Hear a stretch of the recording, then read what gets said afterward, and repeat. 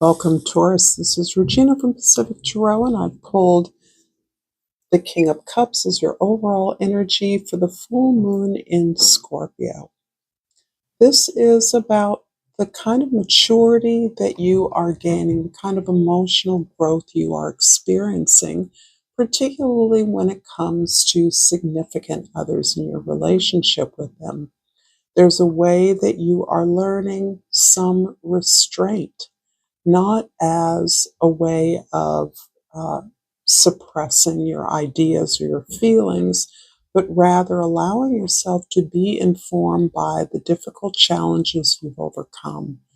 And as a result of that, there's a humility that you are expressing, you're making space for in your relationships with others, particularly in your communications with them. You are listening more than you are talking. You are understanding that every relationship, no matter how seasoned or how routine it has become, is an opportunity for you to learn something, to learn something about yourself, that your relationships are mirrors for you. And particularly when we are often inclined to judgment, we find ourselves seeing ourselves in that other person, seeing things we do that are unattractive, but in someone else we judge them harshly. So there's a way that your experiences have inclined you to be less judgmental of yourself. This is accepting your experiences with greater grace and poise without the need to determine or judge them or evaluate them. The Knight of Cups underneath this is indicating you trying to do things differently. And this feels like working with others productively in a new way, so that you're willing to start with the basics in order to craft agreements, to view your circumstances that may seem very fixed to you, but in new ways that open up rich communication and an exchange of energies and feelings that's very rewarding to you. If this is a general reading, and it is, it will not resonate for all of you. If you're interested in a personal reading, information for that is in the description box below. I appreciate the time that you take with me and for your overall way that you're showing up in the world, your social identity. The Fool card is beautiful. This indicates that you're willing, you have enough trust in who you are and your ability to overcome challenges, that you are open up to a new adventure. This can be uh, literally traveling for many of you, and I do get that. The traveling is something that has not been explored as vividly as you would like to in the future. So you're gaining ideas, a notion of what it entails, so that this is something you can partake in more frequently. You're also letting go of the need to judge yourself. You're seeing yourself as a child of divinity, as a human being learning, a sense of humility that comes from accepting who you are and your journey. Wherever you are is where you need to be.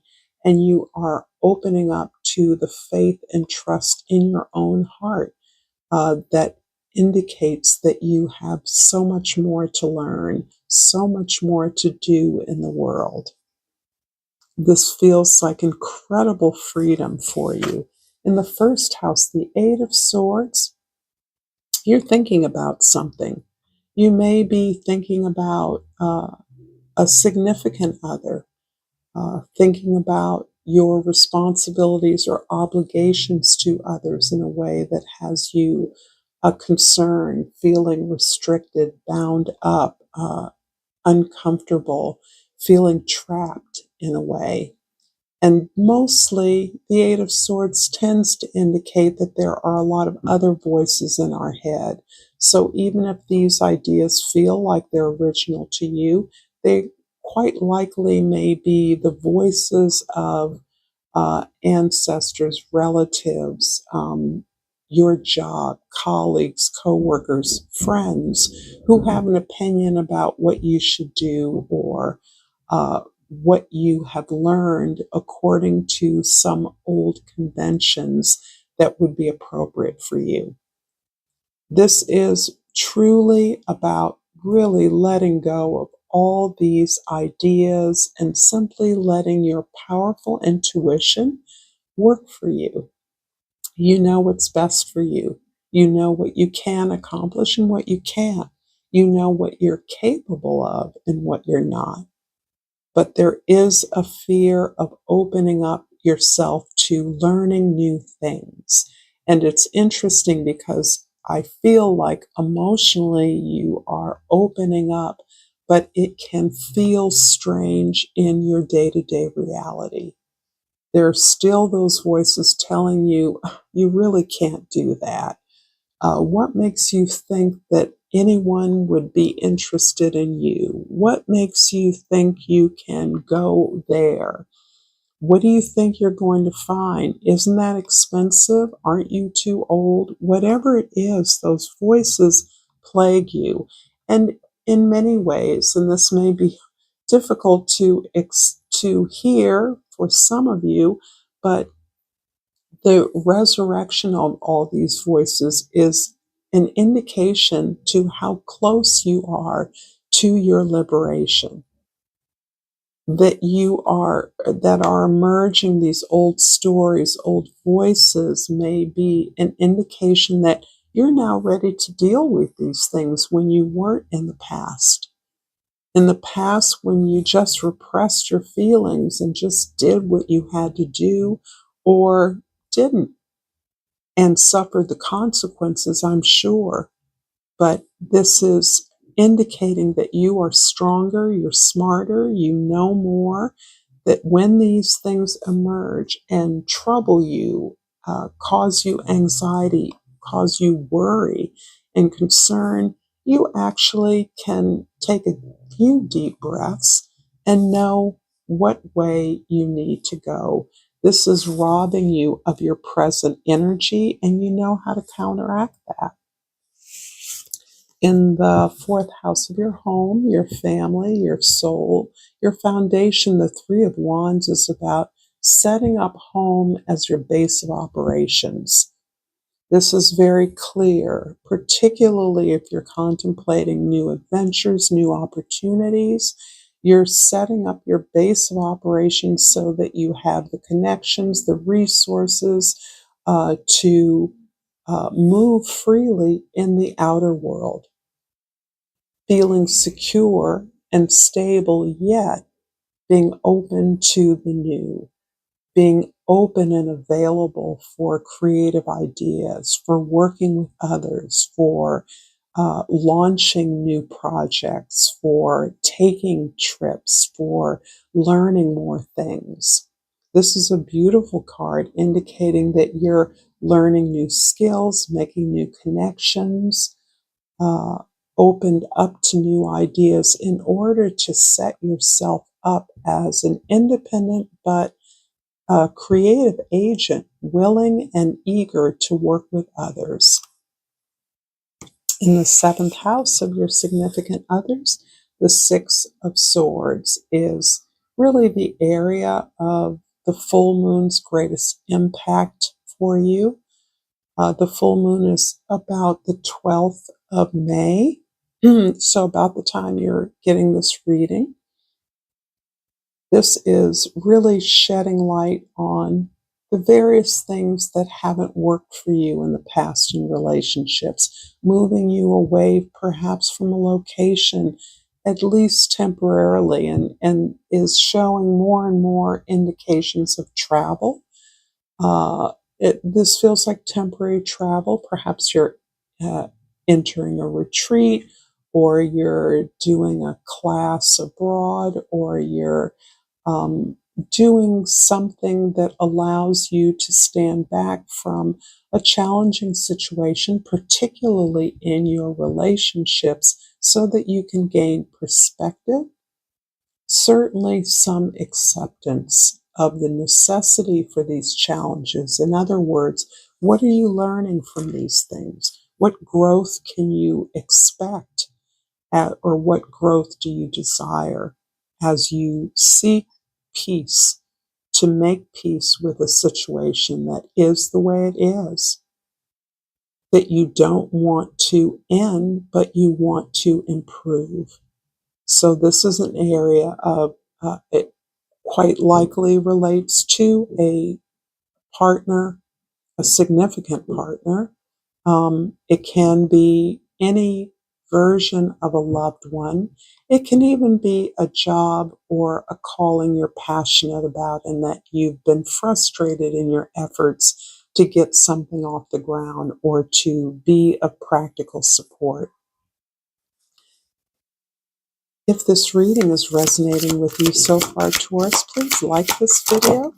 Please share this with others, and please subscribe to my channel, Pacific Tarot.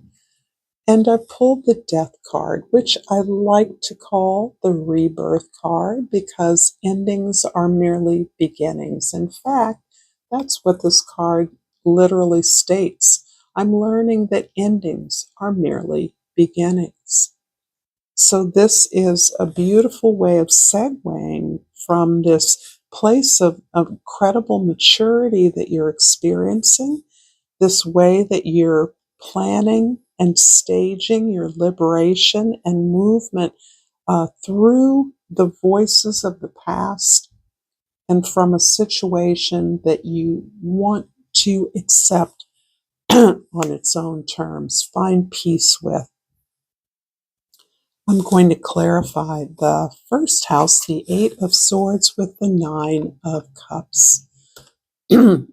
How interesting, because I do see all these old voices, these people crowding you, telling you what they think, or you actually seeking advisement from others, when really it is only your own intuition, your own opinion that truly matters.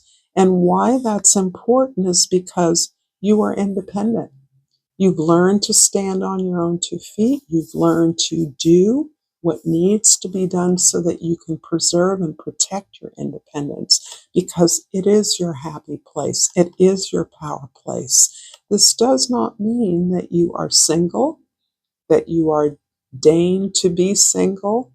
It strengthens any relationship, particularly and most importantly, the relationship with yourself. So you have been cultivating your own garden, and you have learned to pursue your interests, pursue your talents, invest in yourself along those lines. In that way, you feel complete within yourself, so that relationships are not a source of your need or desperation, that relationships are merely agreements, a coupling with others who are likewise independent and complete within themselves. So a joining together in any way, for a project, for work, for community, for your family, is the result of your desire, your best effort, rather than a need or someone else's dictate or demand. In the fourth house, the Three of Wands is clarified by the Justice card. And this is stunning. Something's being put to right in your foundation. There may be a balancing out of resources in some way. You may be privy to an inheritance or a gift from someone's passing or someone else's largesse. You may be simply realizing something that you are owed, something you've earned, and be in receipt of that. If you're in any kind of a legal situation, it will go favorably for you. but it feels as though whatever that favorable judgment is or consideration is reinvested into your ability to stabilize your home as a base of operations. And this is important because home is, for a very, very home-loving sign, you're seeing it in more ways than you've seen it in the past. You're seeing it as a resource and a base of operations that allows you to come and go as you choose. And this is empowering for you because you're no longer seeing it as something that anchors you to a place on the planet, but rather something that you can utilize as a resource that liberates you. But naturally, it is with a lot of planning and forethought that you're able to accomplish this. In the seventh house of your significant others, the Four of Pentacles. And this, it kind of goes along with this energy. There are so many things that you are releasing. There's so many character traits, skills, things we identify with that that have been ingrained in us as part of our social conditioning, as part of our family traditions, that you still hear the voices of, you still feel the restrictions of, but they're really in your head. They're only restrictions because you continue to believe them. By releasing these beliefs, by releasing these habits that you felt were told were necessary, you're understanding that you can be stable and secure on your own terms. You don't have to do it the way you were told to do it. But releasing this really opens you up to new feelings. And it is these new feelings and emotions of joy, of competency, of pleasure that this is really about. This is your new foundation. Your new foundation in relationships is about your independence, your ability to be a friend, to be a partner. That means working towards whatever you agree to work towards. This is indeed beautiful liberation for you. In the 10th house, the Fool card is clarified by the Ace of Swords. Wow, I love this. This is really the dawning revelation, the illumination, the enlightenment that indeed you are free. You are as free as you believe yourself to be, and you've done the work to back it up. You've done the work to prove it to yourself. And that's what's been required. Your freedom is something you've always had, but you didn't believe that you could be free, that you were able to be free, that you knew enough, that you had enough, that you're no longer wedded to something that hurts, something that doesn't feel good to you. You've accomplished that. You're receiving an enlightenment, a change, some kind of victory, and it could indeed be the result of the passing of someone or the loss of something that you are gratefully releasing, gratefully understanding all that you've learned, all that you've loved and shared as a result of this gift that you have and that you are now wisely releasing. I'm going to finish off this reading, Taurus, with a crystal oracle, and I pulled the Brazilianite. And I don't get this one very often. I love the greens. And the key word is flexibility. I'm flexible and free to be me. How perfect. Thank you so much for your time. If you've enjoyed this content, check this content out. And until next time, Taurus, namaste.